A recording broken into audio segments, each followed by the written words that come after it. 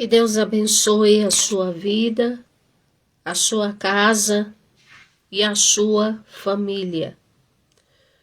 Hoje eu quero falar um assunto muito importante para as nossas vidas.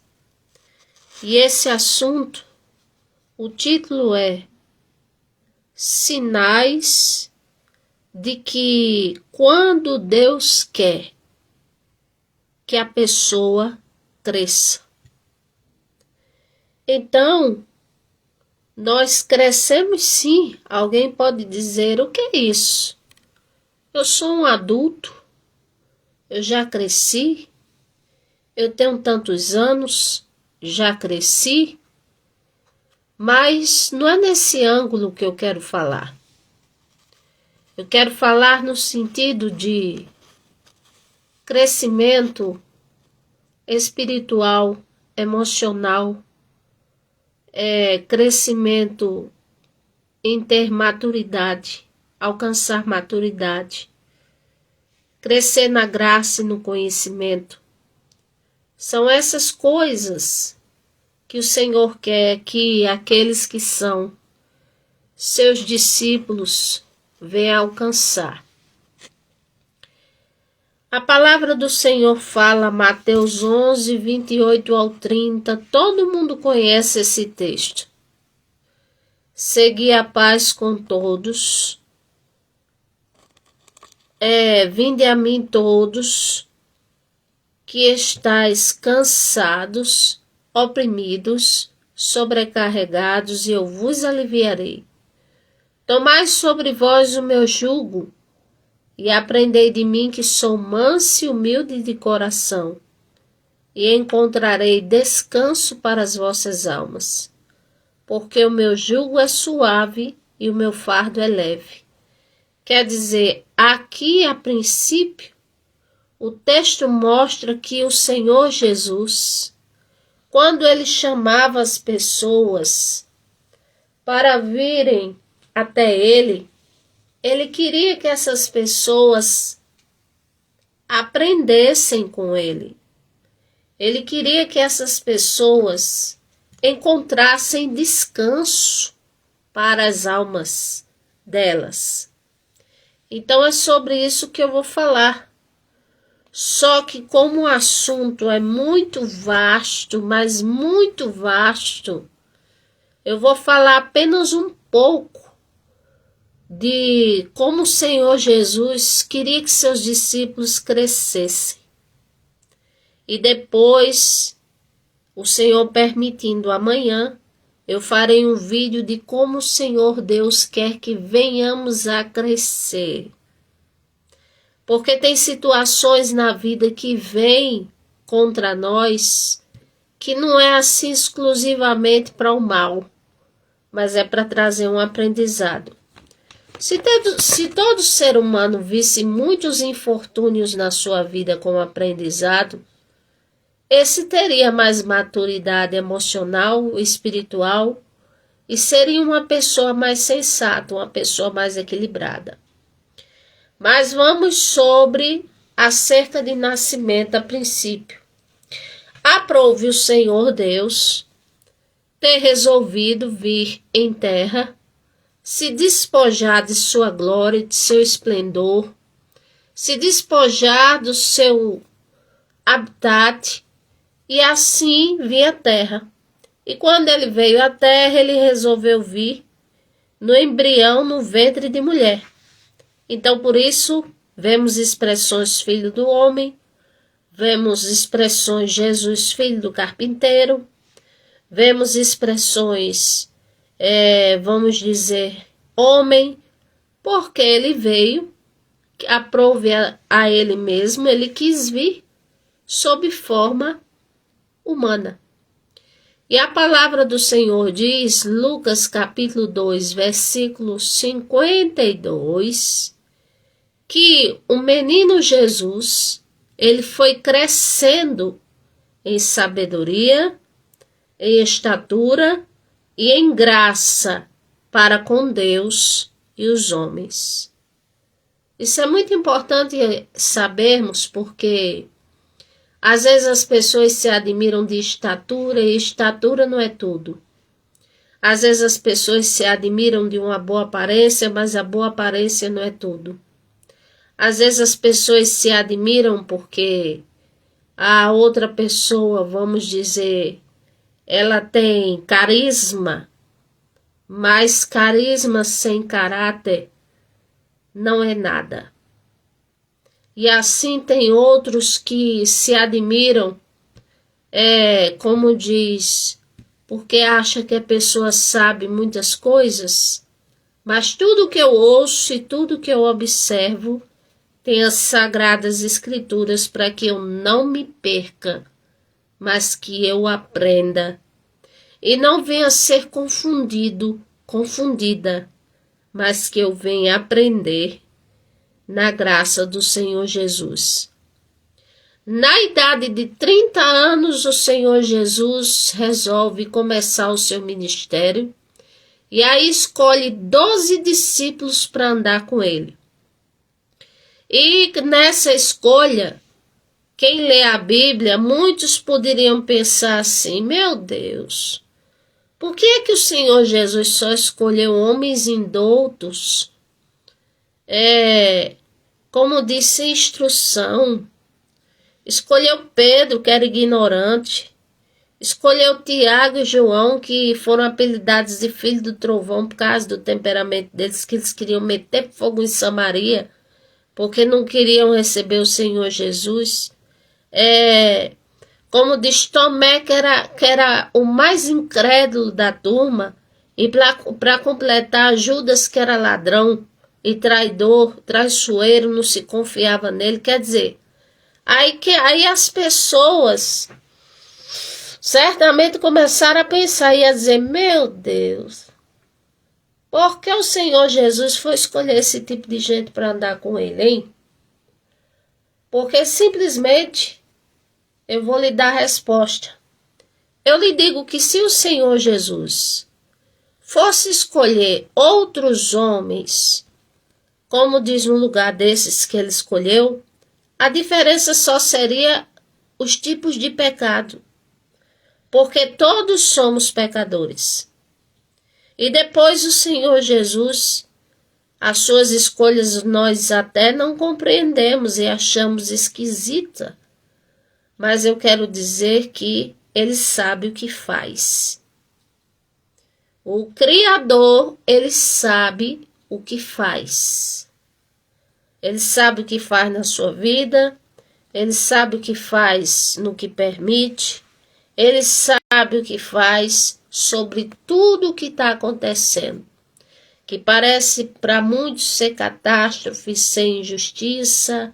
Se existisse Deus, cadê Deus? Outros dizem: eu não quero esse Deus, eu prefiro Satanás, eu prefiro isso, eu prefiro aquilo. Pois é, mas eu costumo dizer que Deus não está fora de, como diz, de controle das coisas que andam acontecendo, e que o Senhor é soberano e tudo sabe. E certa feita, Pedro, depois de seu aprendizado com Deus, já como diz, vamos dizer, não aquele Pedro impulsivo mais, mas um Pedro cheio do Espírito Santo, ele disse: crescei na graça e no conhecimento. Pronto, e muitas vezes é isso que o Senhor quer que venhamos a crescer, na graça e no conhecimento. Glória a Deus. Então, como diz, para que nós venhamos a crescer, eu darei a vocês agora em explicação alguns exemplos bíblicos que mostram que o Senhor Jesus queria que seus discípulos crescessem. Crescessem em quê? Vou dizer, em discernimento, em maturidade emocional, racional, em espiritualidade, que, como diz, que vigiassem, Então, tudo isso o Senhor Jesus queria daqueles homens. E para ser bem sincera, quando a gente olha, eles passaram 3 anos e meio ali vendo o Senhor Jesus operar. Teve a missão dos 70, teve também uma oportunidade que o Senhor Jesus deu a eles e disse: eu expulsei demônio em nome do Senhor. O outro disse: eu fiz isso em nome do Senhor. E o Senhor disse: olha, vocês não deviam estar alegres assim desse jeito não. Mas vocês deviam se alegrar. Pelo nome de vocês está escrito no livro da vida. Ou seja, o que eu estou querendo dizer é que 3 anos e meio para aqueles homens parece que foi muito pouco. Parece assim, quando a gente observa e vê, como diz Pedro metendo a espada na orelha de Malco, tanta coisa acontecendo, os discípulos caíram fora, deixaram o Senhor Jesus na morte. Então dá-se a entender, se fosse outro líder, teria a maior das frustrações, dizia assim: meu Deus, não aprenderam nada. Eles não cresceram em nada. Eles não me consideram em nada.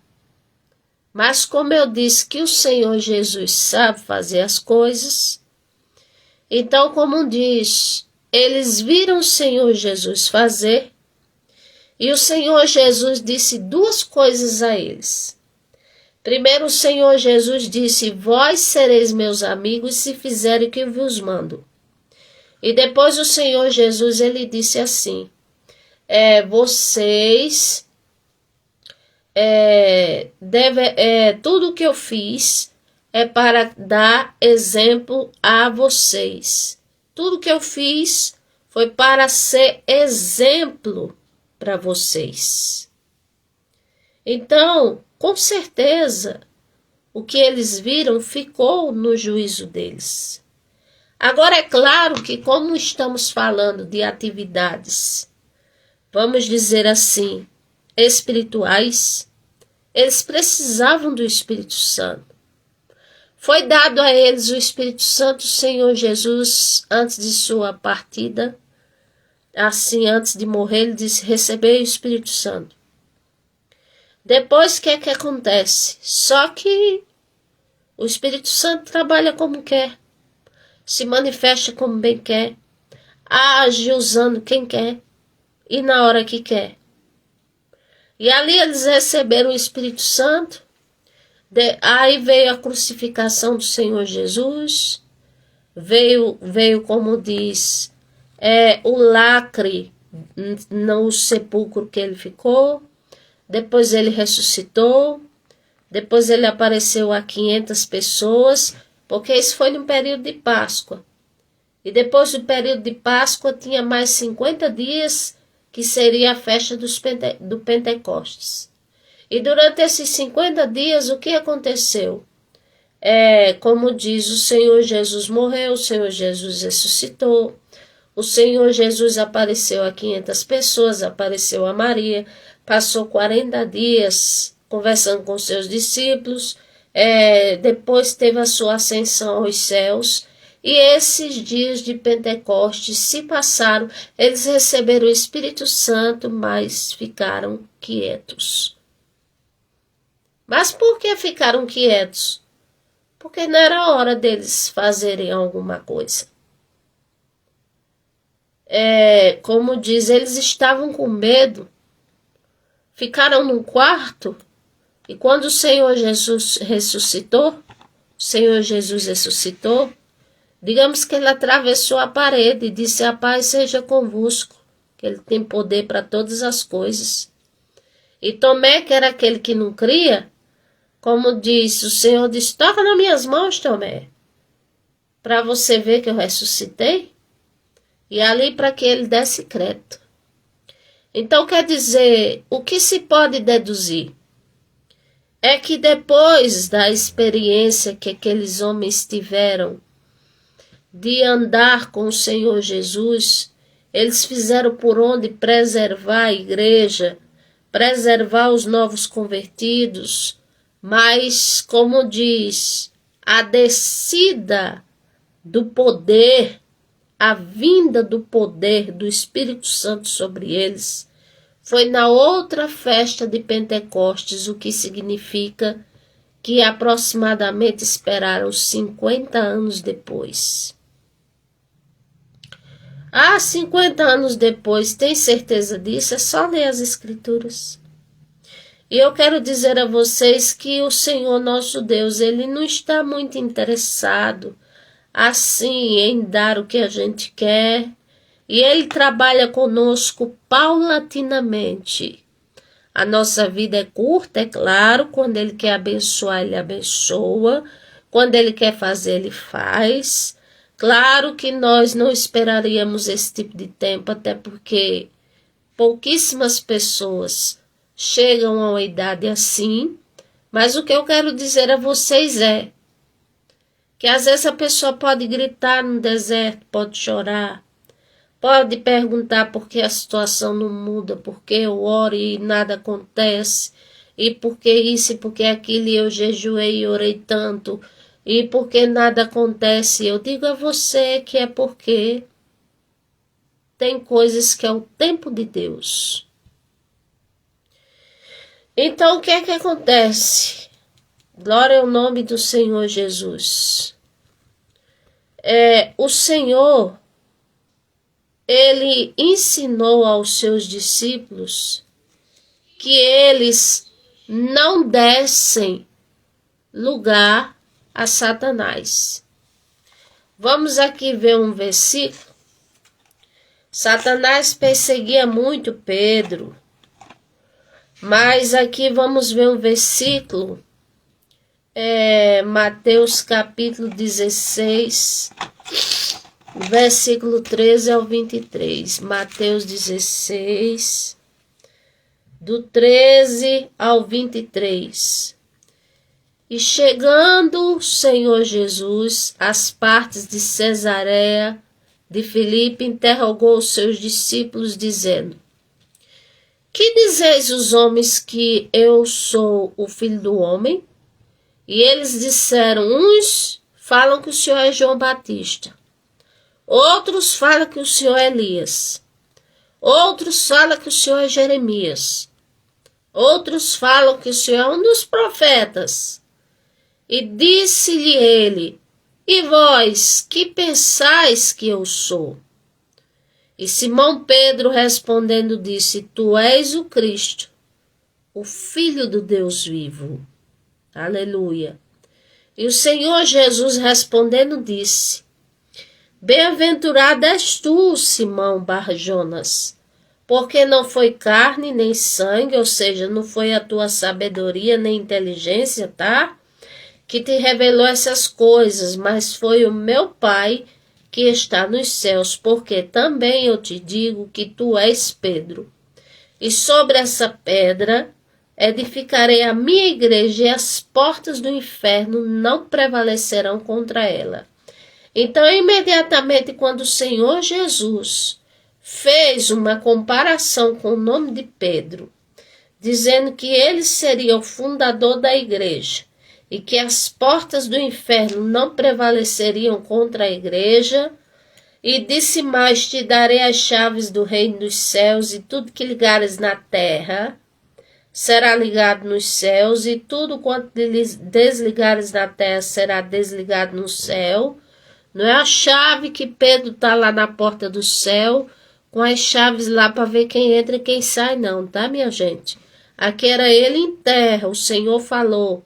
E disse: Te darei as chaves do reino dos céus, e tudo que ligares na terra será ligado no céu, e tudo que desligares na terra será desligado no céu. Ou seja, o Senhor deu uma certa autoridade a Pedro para ele ser, tanto que ele era presbítero dos judeus, convertidos ao Senhor Jesus. Aí aqui mais adiante diz assim: Então mandou os seus discípulos que a ninguém dissesse que ele era o Cristo. Desde então começou Jesus a mostrar aos seus discípulos que convinha ir a Jerusalém padecer muito dos anciãos e dos principais dos sacerdotes e dos escribas, e ser morto e ressuscitar ao terceiro dia. E Pedro, tomando-o de parte, começou a repreendê-lo, dizendo: Senhor, tem compaixão de ti, de modo nenhum te acontecerá isso. Não, Senhor, de maneira nenhuma. E ele, porém, voltando, disse a Pedro: Para trás de mim, Satanás, porque me serves de escândalo, porque não compreendes as coisas que são de Deus, mas só as que são dos homens. Ou seja, uma coisa que o Senhor quer que a gente aprenda é, como diz, não dá lugar ao diabo. Aí alguém diz: não, mas isso aí nem precisa me ensinar de jeito nenhum. E eu digo: precisa não? E Pedro, o que é que fez já sendo discípulo? Ele deu lugar ao Senhor, ao Espírito Santo, vamos dizer assim, falou, como diz, inspirado, falou a verdade, e daqui a pouco deu lugar a Satanás, o diabo usou a boca dele. E Pedro, dizendo, começou a repreendê-lo, a repreender Jesus e a dizer: Senhor, tem compaixão de ti, de modo nenhum isso te acontecerá. Ou seja, até parece que é palavras assim, comovente, de que Pedro ia chorar, de que Pedro ia se lamentar com a morte do Senhor Jesus, que não era para acontecer aquilo com ele e tal, que não era para acontecer de forma alguma com ele, mas acontece que o Senhor Jesus sabe discernir tudo.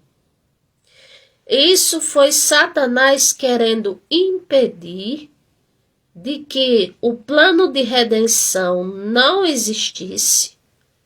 E se não existisse plano de redenção das nossas vidas, a igreja também não existiria. Porque quando o Senhor falou e disse: Pedro, teu nome significa pedra, e sobre essa pedra edificarei a minha igreja, e as portas do inferno não prevalecerão contra ela. Então Satanás ouviu isso. Então Satanás, sabendo do plano redentor do Senhor Jesus, quando ele teve esta compreensão, então o que é que ele fez? De todas as maneiras, ele tentou o Senhor Jesus para que o Senhor Jesus não consumasse esse plano, porque sabia que se consumasse, a humanidade teria chance outra vez de se reconciliar com o próprio Deus, com ele mesmo, que ele e o Pai é um só. Então assim, ele fez, como diz, de tudo para que o Senhor desistisse de cumprir esse plano. Mas o Senhor não desistiu.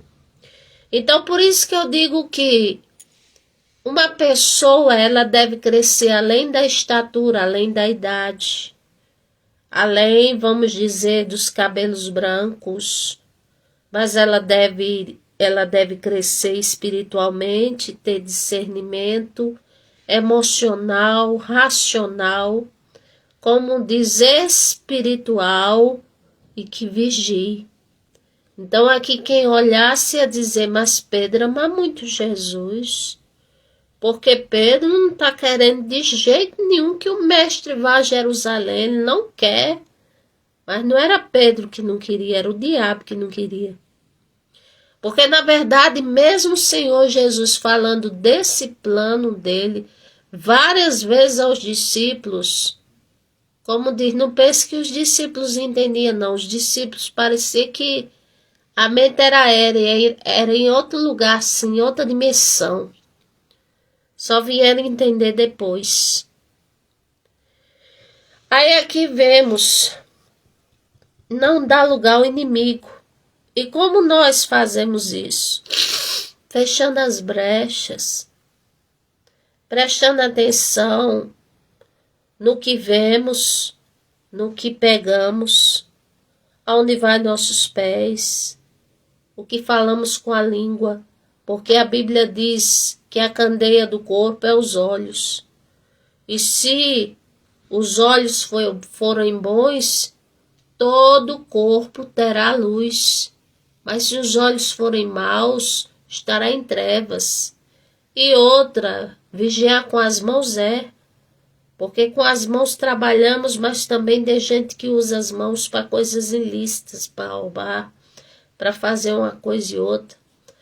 Tem pessoas que têm os pés para andar assim, mas às vezes vão a lugares ilícitos. A língua é como diz, é uma peçonha mortal. Ela incendeia um bosque inteiro, ou seja, é igual a fogo do inferno, porque traz confusão, traz problema, traz disse-me-disse, traz tanta coisa. Aí o cristão que dá lugar a essas coisas, cuidado, porque pode estar dando lugar ao diabo. Existem pelejas que você não vai vencer falando. Você vai vencer orando. Por mais que você esteja certa. Mas o sinal é, se você já falou várias vezes e as pessoas recusam ouvir, então para que não venha despertar a ira das pessoas e o diabo se aproveitar, e depois você sai machucado ou machucada da situação, então ore. Entregue a Deus que o Senhor sabe o que faz. Então tem momentos de falar, tem momentos de fechar a boca. Outro ponto que o Senhor queria que os discípulos aprendessem e que também quer que nós venhamos aprender é o significado de seguir a sua cruz.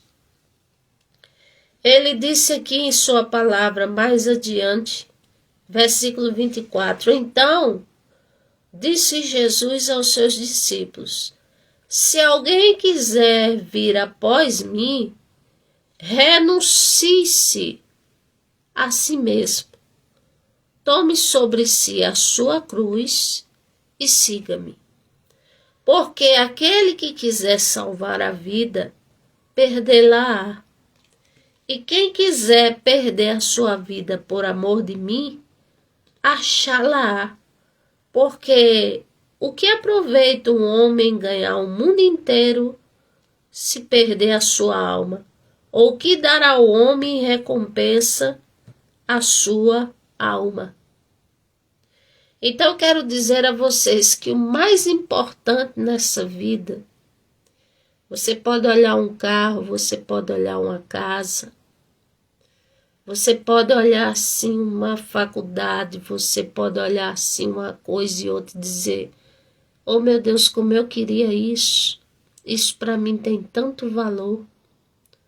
Mas nada tem mais valor do que a nossa própria alma, a nossa própria vida, porque somos feitura do Senhor, ou seja, Ele nos fez para as boas obras e para que andássemos nelas. Se Ele quiser nos acrescentar essas coisas, Ele nos acrescenta. Agora, sobre seguir a cruz, o que significa isso? É mostrando que a vida não é perfeita.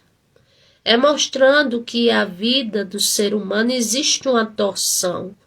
Ou seja, existe um fardo. Existe, vamos dizer, aflições. E que o que mais se deve ser renunciado é os prazeres da carne. Então isso é carregar a cruz. A maior das renúncias é os prazeres da carne. É a maior delas.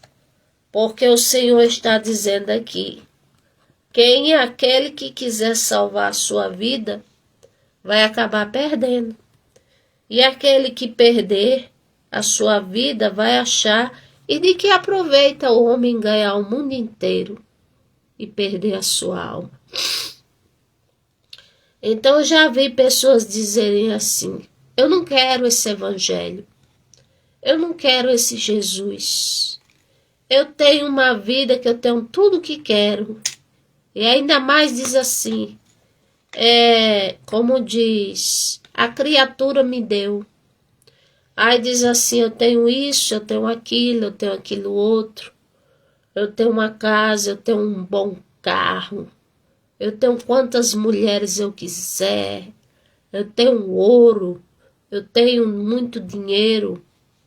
Aí como diz, o ouro um dia se enferruja, o carro vai, bate, vira lata, a casa precisa de manutenções se não vier um vento e derrubar, como temos visto por aí. Dinheiro, bolsa de valores oscila.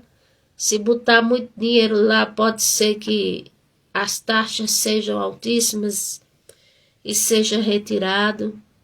Quer dizer, nada dessas coisas traz segurança. Aí por isso que o Senhor Jesus diz que aproveita. Ganhar o mundo inteiro, ter fama, ter tudo o que quer. E no final das contas perder a alma. Mas por que perdeu a alma? Porque preferiu servir a criatura do que servir ao Criador. Ah, mas todo cristão não pode sonhar não, ter uma casa, ter um carro, ter isso, ter aquilo. Claro que pode. Tem ser humano que tem essas coisas? Claro que tem. Tem cristãos que vivem bem? Claro que vivem. Então, como diz, a teologia da prosperidade explica que só é próspero, como diz, aquele que, vamos dizer em outras palavras, manda em Deus e dá o dízimo e manda nele e diz ao céu, obrigado a me abençoar. Dar o dízimo é bíblico, mas Deus não é obrigado a se sujeitar a criatura nenhuma. Porém, como diz, a quem ele quer abençoar, ele abençoa. Louvado seja Deus. Então, quem ele quer abençoar, ele abençoa. A quarta lição que o Senhor Jesus queria que esses discípulos aqui tivessem, e que nós, que cremos no Senhor, venhamos a ter também, é que eles tivessem poder espiritual, ou seja, que a candeia deles, que representa a vida espiritual, como fala Mateus 25, as 10 virgens, todas, cada uma tinha o seu candeeiro. Uma estava cheia de azeite o candeeiro, e as outras estava vazio o candeeiro. Então, que o candeeiro, ou seja, significa a vida espiritual, tem azeite. O que é que simboliza o azeite? É uma simbologia que também representa o Espírito Santo, representa o fervor, representa o poder do Senhor também. Então aqui, o Senhor queria que esses discípulos aprendessem, mas eles eram assim, Jesus eterno. Era uma situação assim muito, como diz, complicada, mas foram eles que o Senhor escolheu.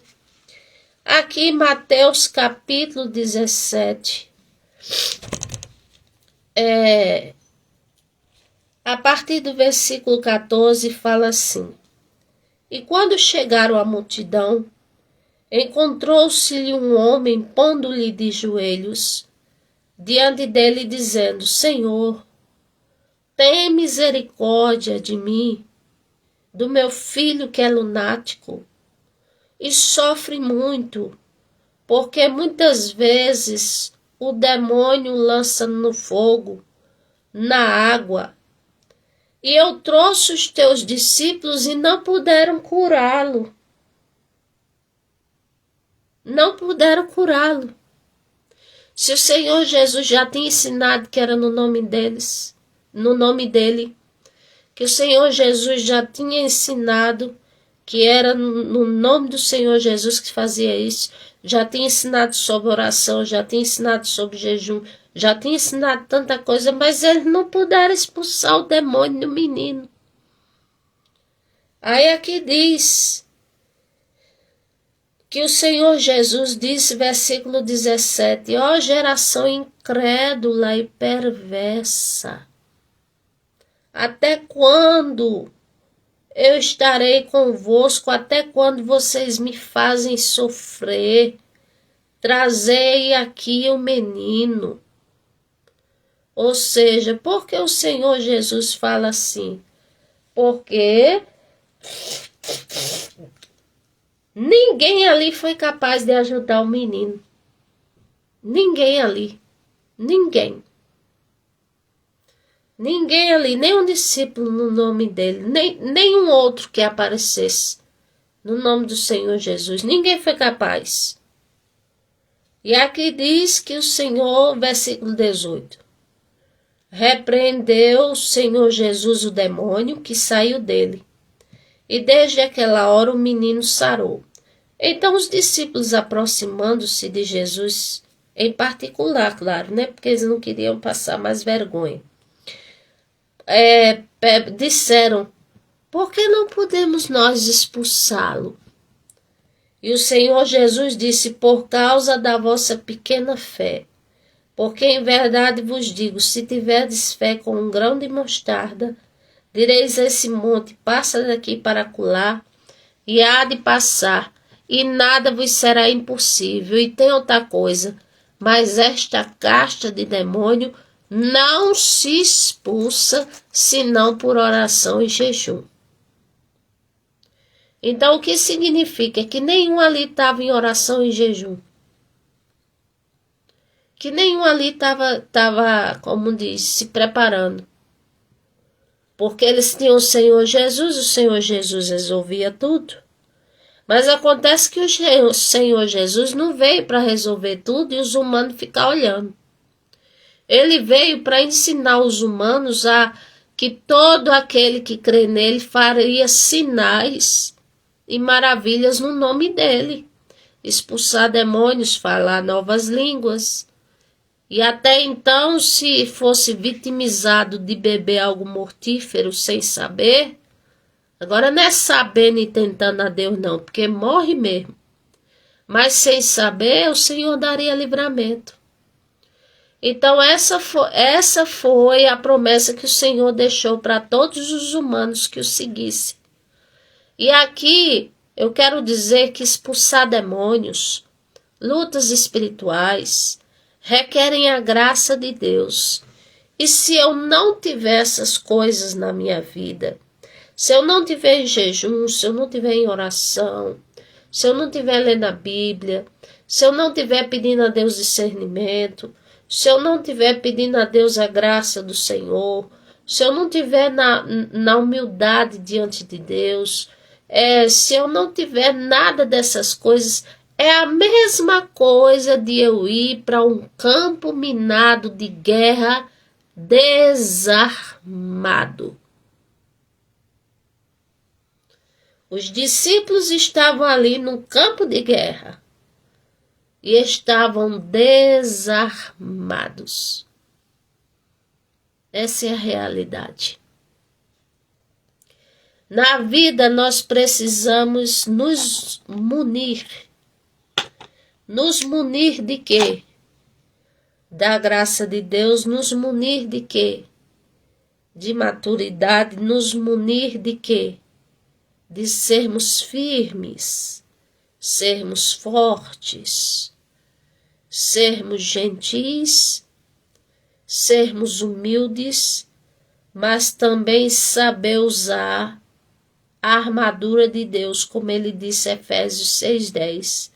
Quanto mais fortalecei-vos no Senhor e na força do seu poder, revesti-vos de toda a armadura de Deus, para que possais lutar contra as astutas ciladas do diabo. Então, se eu não tenho discernimento, se eu não leio a Bíblia, se eu só vou à igreja aos domingos ou quando eu tenho tempo, Se eu só escuto o sermão do pastor e se saio da igreja não sei de nada, então eu estou desarmado.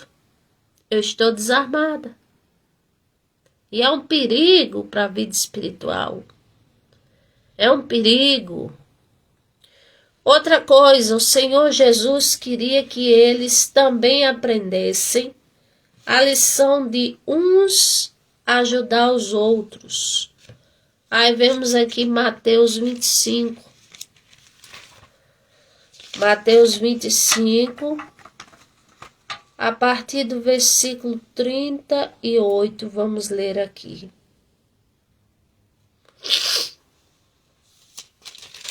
Mateus 25. Glória a Deus, versículo, glória a Deus, perdão, versículo 32. E diz aqui: e todas as nações serão reunidas diante dele, e apartará uns dos outros como um pastor aparta os bodes das ovelhas. E porá as ovelhas à sua direita e os bodes à esquerda. Então dirá o rei ao que estiver à sua direita: vinde, benditos de meu Pai, possuí por herança o reino que vos está preparado desde a fundação do mundo, porque tive fome e me deste de comer, tive sede e deste-me de beber, era estrangeiro e hospedaste-me, estava nu e vestiste-me, adoeci e visitastes-me, estive na prisão e foste ver-me. Então os justos responderão dizendo: Senhor, quando te vimos com fome e te demos de comer, ou com sede e te demos de beber, e quando te vimos estrangeiros e te hospedamos, ou nu e te visitamos e te vestimos, e quando te vimos enfermo ou na prisão e fomos te ver. E respondendo o rei, de R maiúsculo, lhe dirá: em verdade vos digo que quando fizerdes a um desses meus pequeninos irmãos, a mim fizeste. Então vamos aprender a fazer o bem a alguém, doar uma veste, um alimento, um pão, uma moeda, ajudar quem precisa, dar um copo com água, uma oração, porque se eu faço isso, eu estou fazendo para a glória de Deus. Quem está recebendo é o próprio Deus. Então, por isso que o Senhor Jesus disse para ajudar uns aos outros. Louvado seja Deus. A sexta lição que o Senhor Jesus queria que os seus discípulos aprendessem, que eu vou até a nona. A sexta lição era que eles atendessem com seriedade a chamada do Senhor. Quando o Senhor Jesus chama a gente, é importante que a gente dê ouvidos, considere, obedeça, faça. Porque quando o Senhor Jesus nos chama, Ele deseja fazer algo bom em nossa vida. Aí alguns dizem assim: não, eu tenho medo. Se eu for para a presença de Jesus, as criaturas vão me perseguir, já disseram que vão me matar, já disseram que vão fazer isso, vão fazer aquilo. Eu digo a você: não faz. Porque se você for sinceramente à presença do Senhor Jesus, então essas criaturas não fazem, porque elas são criaturas e o Senhor é Criador. Quem manda é o Criador. Aqui fala Marcos capítulo 2, o versículo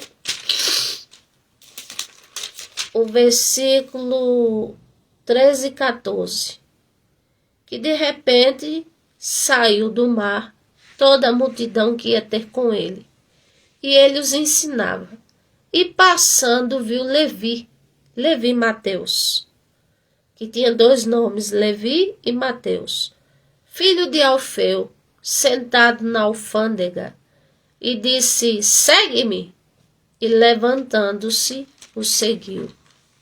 Ou seja, um cobrador de impostos, Jesus chamou ele? Chamou. Porque, como eu já disse, se o Senhor Jesus escolhesse outros homens, a mudança que seria só era de pecados, ou se não fossem os mesmos, porque todos nós somos pecadores. Aqui, como diz, quando o Senhor nos chama, atenda. Quando o Senhor nos chama e diz assim: vem até a minha presença, vá. Ore, vá. Vá à minha casa, vá. Agora, uma coisa eu lhe falo, um segredo é que o Senhor deseja abençoar, e o outro segredo é você fazer isso com o coração voluntário. Se fizer com o coração involuntário, então, como diz, não receberá galardão algum.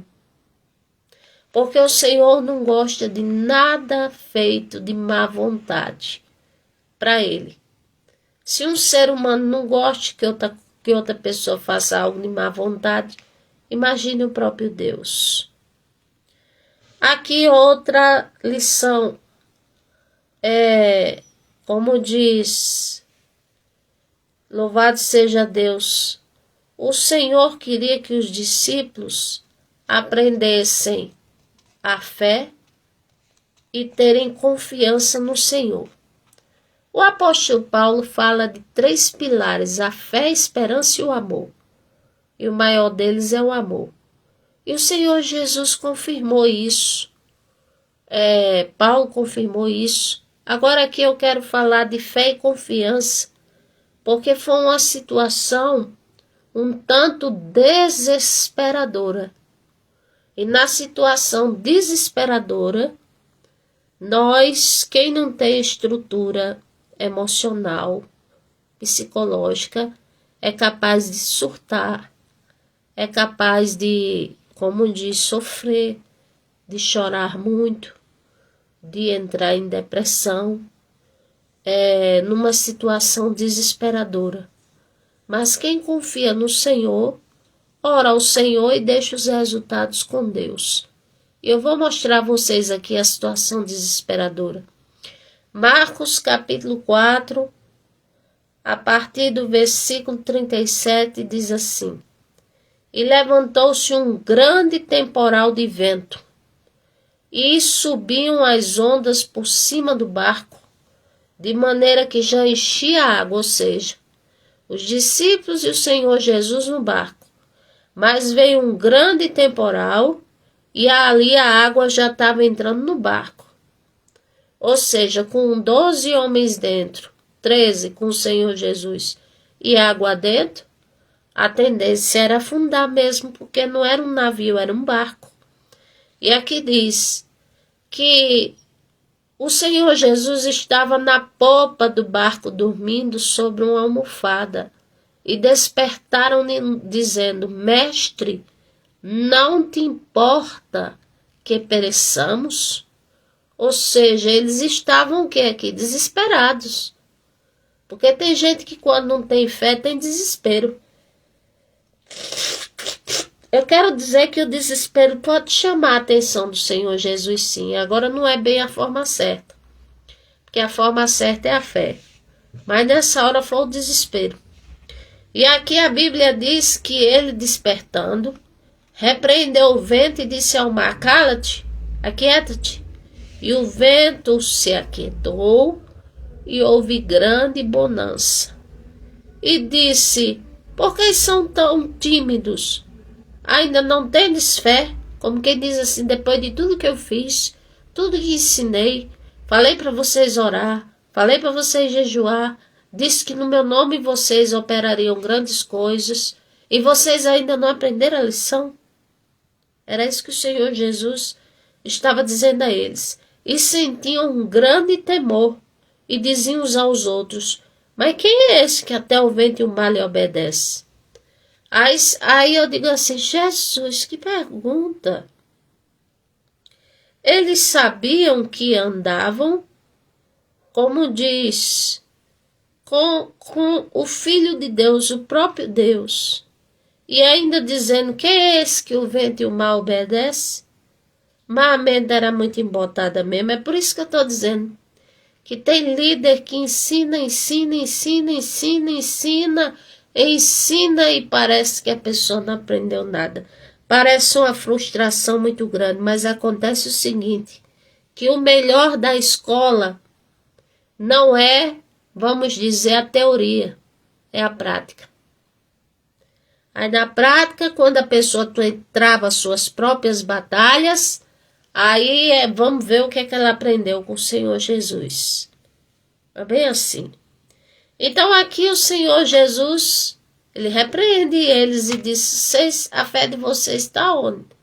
A confiança está onde? Vocês me despertam assim no grito? Vocês não podiam orar não e repreender no meu nome? Eu não já ensinei? Não já falei para vocês confiar em mim? Não já falei para vocês orar, para vocês jejuar, para vocês lerem a minha palavra? E por que é que vocês não fazem? Então isso serve para nós. Agora não é orar no nome de Jesus e só no nome de Jesus e sem jejum e sem oração e com a vida desconcertada não. Senão vai você, luta e tudo. É estar, como diz, em oração, lendo a palavra, como diz, na presença de Deus e santificação, como diz, agradando ao Senhor. A oitava lição que o Senhor Jesus queria que esses discípulos aprendessem chama-se a lição de servir com humildade. A gente vê hoje em dia assim, tanta gente assim querendo ser astro, estrela assim, astro. Porque eu sou, porque eu posso, porque eu tenho tal cargo, porque eu sou isso, sou aquilo, sou autoridade. Mas o Senhor Jesus, que é a autoridade das autoridades, ele não buscava esses meios. Aqui no livro de Evangelho de João, capítulo 13, ele fala algo aos discípulos, versículo 4. E levantou-se da ceia, tirou as vestes e tomando a toalha, cingiu-se. Ou seja, ele colocou uma toalha nas costas, uma toalha grande certamente. E depois pôs água numa bacia e começou a lavar os pés dos discípulos e a enxugar-lhes com a toalha com que estavam cingindo. E, aproximando-se, pois, Simão Pedro, lhe disse: Senhor, tu estás lavando os pés? Tu quer lavar meus pés, é? O que é isso? O senhor quer lavar meus pés? Aí a gente observa que nada mais, nada menos do que uma visão carnal e uma visão sem discernimento. Aí aqui, como diz, o Senhor Jesus disse: o que eu faço tu não sabes agora. E não sabia mesmo não. Mas tu saberás depois. E disse Pedro: nunca me lavará os pés? Mas o Senhor Jesus, dizendo que era para lavar os pés, explicou a ele que ele depois ia entender e ele dizer que nunca ia lavar os pés. Que situação é essa? É por isso que eu digo, muita gente quer as bênçãos do Senhor Jesus, mas desobedece a ele. Porque simplesmente se escandaliza, ou não se agrada, ou não gosta da forma que o Senhor trabalha. Mas quem somos nós, vaso, para indagar com o oleiro? Aí aqui diz: nunca me lavarás os pés. Respondeu Jesus: se tu não deixar eu lavar, não terás parte comigo. Pronto. Se tu não deixares eu lavar os teus pés, então tu não vai ter parte comigo não, Pedro. Entendeu? Então quer dizer, se o Senhor dá uma ordem, explica que mais tarde vai entender, e a pessoa ainda reluta e diz que não quer, Aí o Senhor dá o último aviso, ele diz, então você não vai ter parte comigo não, viu? E olha que o Senhor é muito misericordioso, que o Senhor é muito bom, longânimo, dá muito tempo para nós. Mas nem todos enxergam isso, nem todos se arrependem, nem todos entendem. O povo só quer bênção, sabe o que é bênção? Bênção é uma maravilha, alegra o coração da gente, mas claro que alegra. Mas como eu posso ter bênção se eu não procuro nem sequer ler um versículo da palavra de Deus, ou nem sequer fazer uma oração, ou nem sequer, como diz, procurar conhecer um pouco sobre o Deus o qual eu digo que sirvo? Que situação! E ele já estava 3 anos e meio com Jesus. Por isso que eu digo, se fosse outro líder, estava para lá de frustrado, porque ia dizer assim, meu Deus, ensinei tudo a eles, eles parecem que não aprenderam nada. E aqui diz, como diz, então disse Simão Pedro, Senhor, não só os pés, mas também as mãos, a cabeça. Ou seja, tem gente que quando não é 8 é 80. Ou seja, Pedro foi repreendido. Aí disse, então lava meus pés também, minha cabeça, tudo. O senhor pode lavar, viu? É para ter parte com o senhor pode lavar. Oh, que situação. Aí disse o Senhor Jesus, aquele que está lavado não necessita de lavar senão os pés. Ou seja, por que os pés? Porque os pés significam aqui, como diz, lavar os pés significa observar sempre os caminhos que anda, porque lâmpada para a nossa vida, para os nossos pés é a palavra de Deus. Louvado seja Deus e bem-aventurados os pés daqueles que enviam o Evangelho, que são mensageiros do Evangelho. Quão formosos são os pés dos que anunciam a palavra de Deus. E aqui ele disse, não necessitais senão os pés, pois no mais todo está limpo. Ora, vós está limpo, mas não todos. Ou seja, por que ele falou isso? Vós está limpo, mas não todos. Porque ele estava se referindo a Judas que estava ali no meio e que estava próximo de traí-lo, mais próximo do que nunca, por 30 moedas de prata. E no final das contas, nem paz, nem Jesus, nem salvação, nem 30 moedas de prata e nem nada. É bem assim. E aqui, versículo 11, porque bem sabia ele quem o havia de trair. Por isso disse, nem todos estáis limpos. Depois que lhes lavou os pés e tomou as suas vestes, se assentou se assentou outra vez à mesa e disse, entendeis o que tenho feito? Vós me chamais de Senhor e Mestre, sou. Ora, se eu sou Senhor e Mestre e vos lavei os vossos pés, vós deveis também lavar os pés uns dos outros. O que significa é que os astros que aparecem hoje em dia, se é astro e se de fato tem uma chamada do Senhor, foi chamado para servir a Deus, para servir o povo falando a palavra de Deus, como diz, dando tudo de si, oração, jejum, palavra, pelo nome do Senhor, pelas almas. Porque o maior líder que foi Jesus fez isso.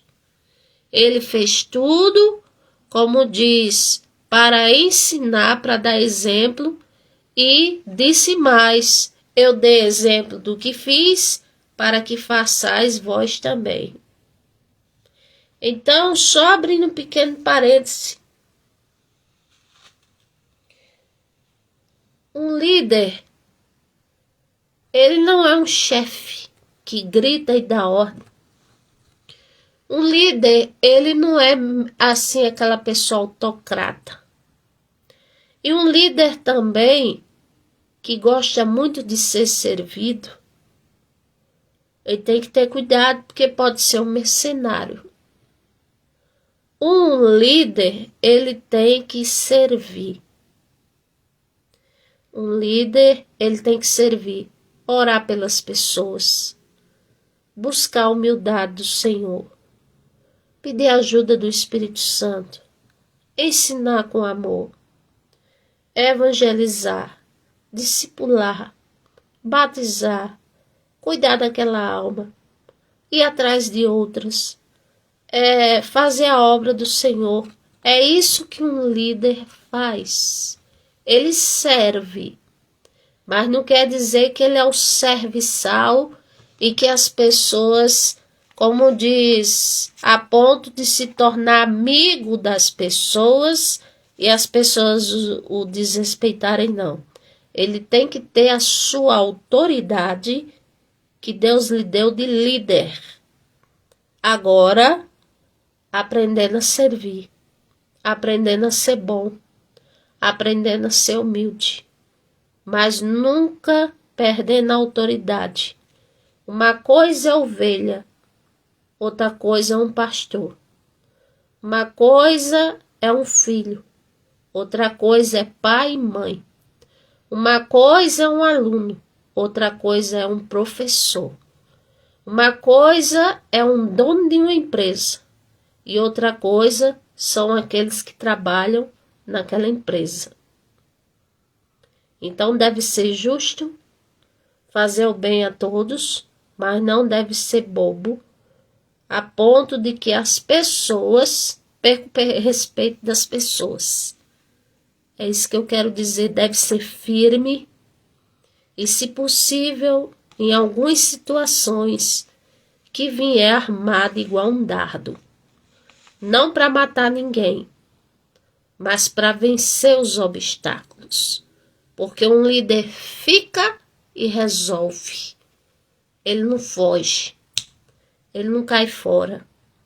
Ele não se esconde. Ele fica e resolve.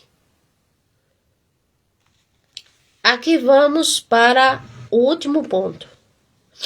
O que o Senhor Jesus queria que os discípulos aprendessem era a lição do pedir o que quiser e ser atendido.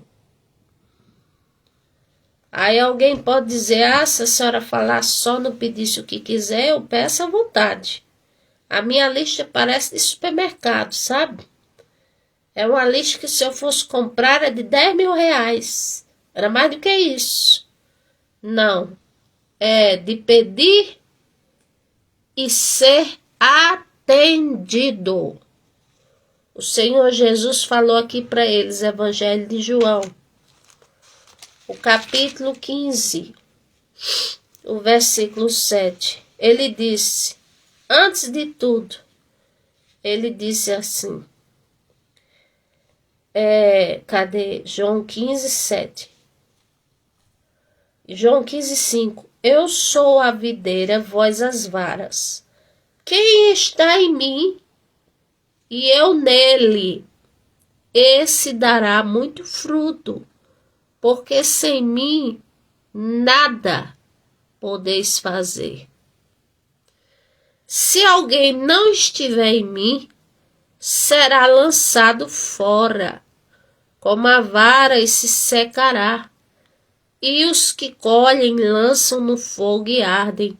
Se estiverdes em mim, diz o Senhor, e as minhas palavras estiverem em vocês, pedirão tudo o que quiseres e vos será feito.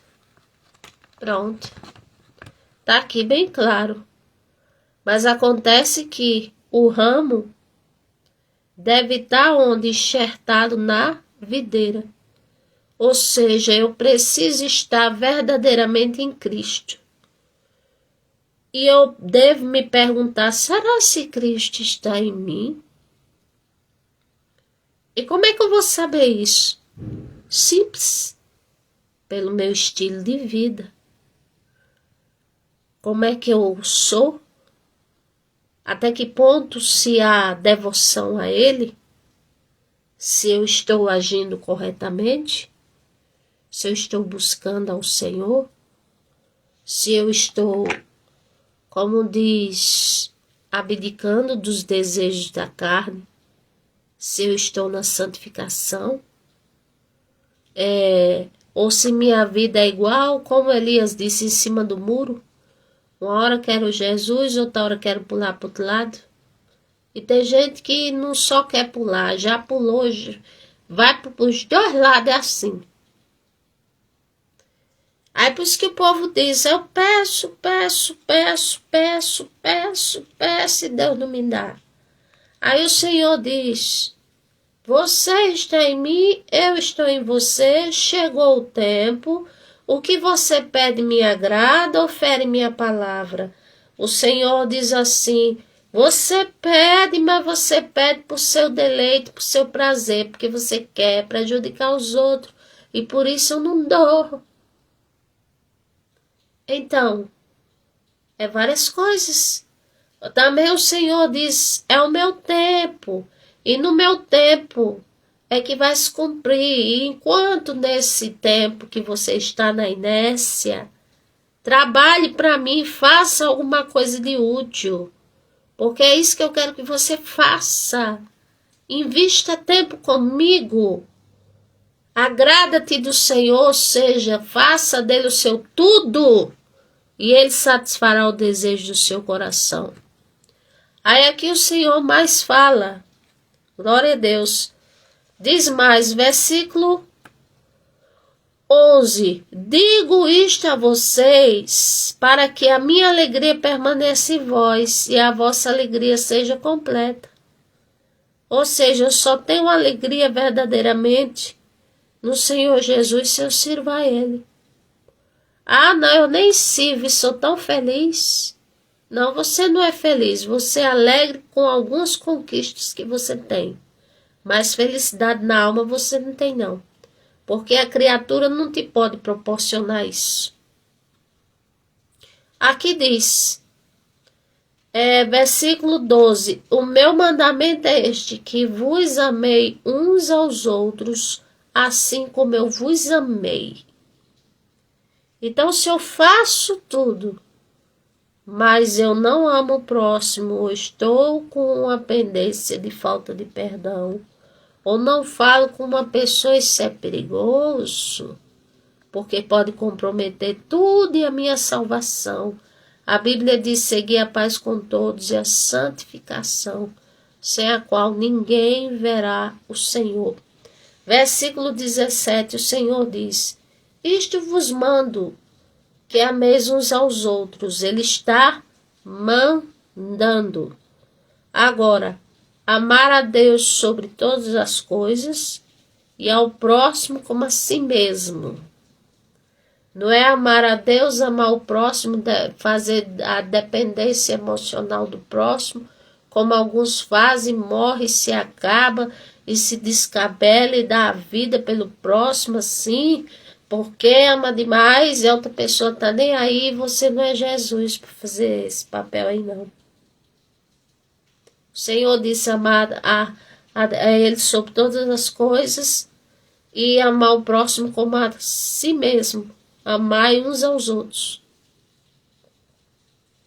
Aqui fala, versículo 18. Se o mundo vos aborrece, sabei que em primeiro do que a vós me aborreceu a mim. Ou seja, se você está procurando andar direito e de repente começa alguém a se levantar, questionar da sua fé, falar mal de você, ou de repente do nada vem uma tribulação, vem outra. Uma coisa eu te falo, te prepara, que isso é campo de batalha. Mas também te prepara, porque se tu perseverar, o galardão é grande, porque a bênção do Senhor, ela virá para a tua vida. Aqui diz, se vós fosseis do mundo, o mundo amaria o que era seu. Ou seja, se você estivesse no mundo, como diz, não ia ter, vamos dizer assim, 7 tipos de problema. Porque a porta larga é igual a casa da mãe Joana. Entra de tudo, sai de tudo, do jeito que quer, ninguém tá nem aí. e tarará, mas se é um cristão, oh, como é perseguido, mas que coisa. E aqui diz, antes que vos escolhi do mundo, por isso é que o mundo vos aborrece. Então, como diz, vamos nos firmar com o Senhor Jesus e vamos procurar aprender o que Ele quer nos ensinar. Como disse Pedro, crescei na graça e no conhecimento. Depois que ele aprendeu isso, foi que ele veio falar. Que venhamos a crescer na graça e no conhecimento. E eu digo a vocês que pode começar fazendo de cada situação cotidiana da vida um aprendizado ou uma forma de exercer o cristianismo, porque aí você estará, como diz, seguindo o caminho da graça, do conhecimento. Se Deus permitir, amanhã estarei falando mais sobre esse assunto. Que Deus vos abençoe. Amém.